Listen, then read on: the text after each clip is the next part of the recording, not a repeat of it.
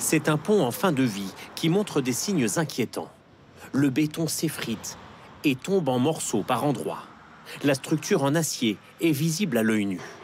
Et pourtant, 7000 véhicules continuent de l'emprunter chaque jour. À Crépy-en-Valois, même les piétons craignent la traversée.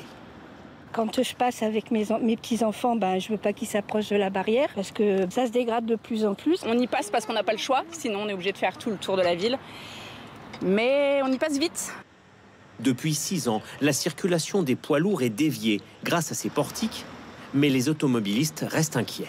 En l'état qu'il est là, un de ces jours, ça va tomber. Un jour, il y en a un qui n'aura pas de chance, il va s'écrouler. Problème, pour effectuer des travaux, il faudrait interrompre le trafic ferroviaire qui passe sous l'ouvrage. Bonjour. Le propriétaire du pont, le département de l'Oise, attend l'accord de la SNCF depuis 6 ans maintenant. Le pont est sous surveillance renforcée. Son objectif, le reconstruire à neuf avant 2028. Voici à quoi il ressemblera. Le coût des travaux est élevé, plus de 13 millions d'euros, et ce n'est pas le seul chantier.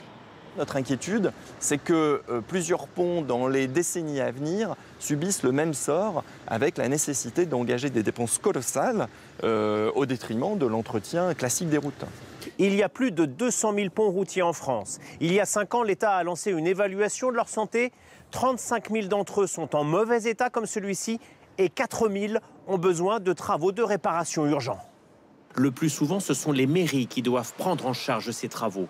Le gouvernement a donc débloqué 55 millions d'euros pour les aider. Mais il en faudrait 3 fois plus chaque année pour entretenir tous les ponts, selon les experts. Les accidents dramatiques, eux, se multiplient. En mars dernier, cet ouvrage en pierre dans le Gard s'est effondré lors du passage d'un camion. Malgré une chute de 4 mètres, le conducteur a survécu à ses blessures.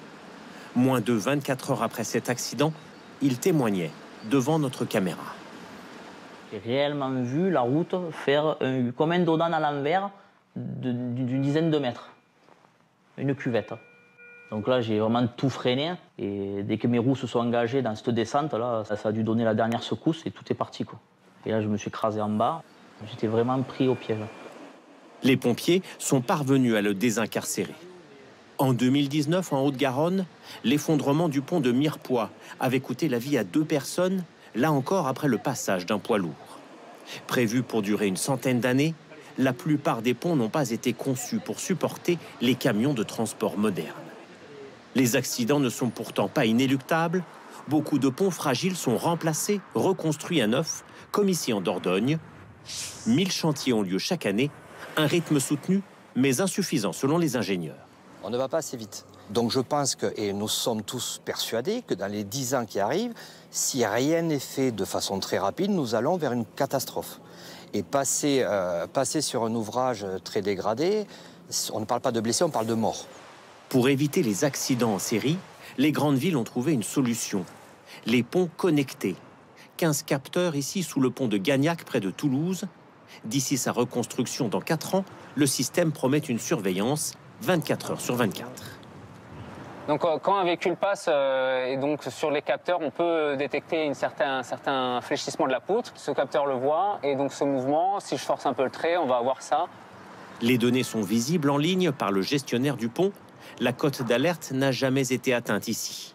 Le pont de Chamborigot, lui, n'était pas équipé de ces capteurs, mais il avait été inspecté en 2022 et jugé en bon état. C'est un mouvement de terrain qui serait responsable de son effondrement.